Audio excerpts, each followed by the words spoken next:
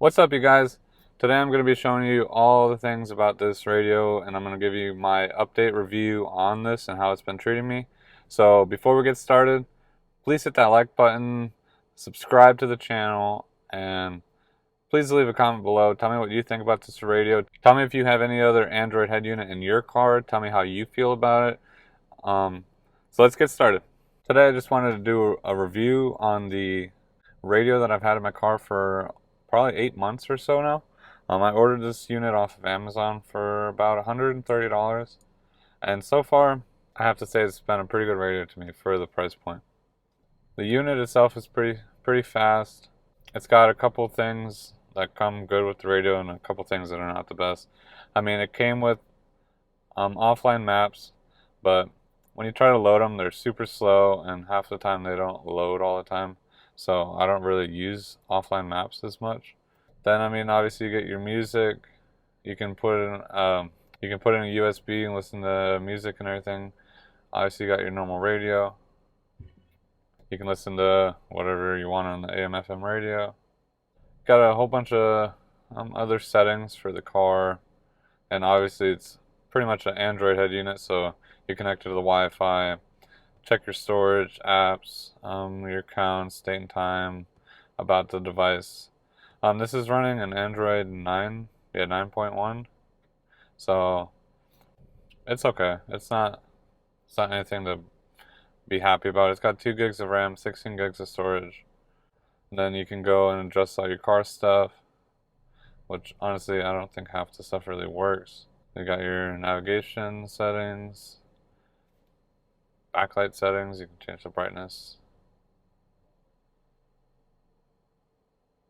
And it'll automatically work with your headlights, so when you turn your headlights on, it'll dim. Radio, default settings, speech settings. This is probably one of the biggest problems I have with this is the microphone on this unit.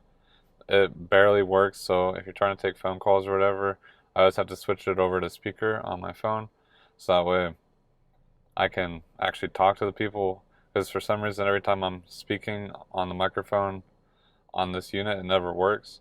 And I've tried to hook up an external microphone and it still does not work properly. So that's one of the downfalls of this unit. Then, I mean, you got your system settings. You can reset it if you want. Update. I've never had an update, so I don't think it needs an update. Then you got other settings in here that are all blocked by a passcode. One of the other biggest things I've had, it's only happened to me, I think 2 or 3 times. I've had it where this unit freezes up on me, and only way to fix that, even if I turn the car off and try to turn the car back on, it does not reset the radio. So I had to take like a little bobby pin and push it into the reset hole right here. There's like a little button behind there. You gotta hold it for like 15 seconds and then it'll reset the radio and reboot it. It's not a big deal, but I have had it happen to me like 2 or 3 times, and the radio becomes unusable until you actually reset it. Then you can get to all your apps. I mean, you can go on Google and everything like that, but it's just, I don't know. It's a very slow tablet for what it is. I never use it for any of that. I practically just use it for music and maps.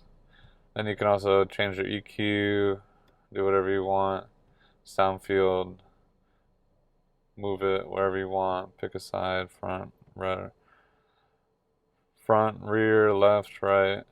You can choose just a back row, center mode, right driving, left driving. I always just keep it in the center. Manage your files if you wanted to on an SD card, whatever you want.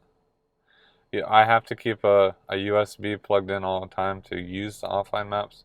They don't store themselves onto the unit. I mean, you probably could, but like I said, it's not a big deal to me. I also totally forgot to talk about the backup camera. Just had to run wires all the way from the trunk lid over to the back of the radio and then connect like 2 wires on the back. You can hook up an aux cable, change your wallpaper, like watch videos. I mean, it works just like a tablet, I mean, it's not as fast as like an iPad would be or whatever. It's an Android, it's a cheap Android tablet. But one of the biggest things that I like to use this for is Apple CarPlay. Apple CarPlay is by far superior on this radio. Never have any problems with it. Just had to buy a external dongle. So that way, buy an external dongle, then plug my phone in, and then download a special app that I had to put on here with the USB, which wasn't too bad, but now I have Apple CarPlay. I mean, and then you can adjust your wallpapers. There's not many settings in here. Calendar, maps. Maps is one of the biggest things. Messages, phone. It's nice because when you get a text message or something, it'll just pop up on the bottom of the screen. You can click it, listen to it. Then you have your normal view. I mean, if you have a garage door open, it'll pop up here, your music, maps, everything like that. And then if you want to get back to the Android unit, you can just hit Toyota. So, I mean, all in all, this radio seems to be pretty good.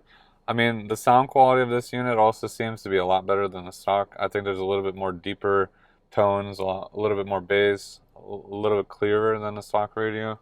Alright, you guys, thank you so much for watching till the end of the video. I really appreciate it. Please hit that like button and subscribe to the channel. It really means a lot to me.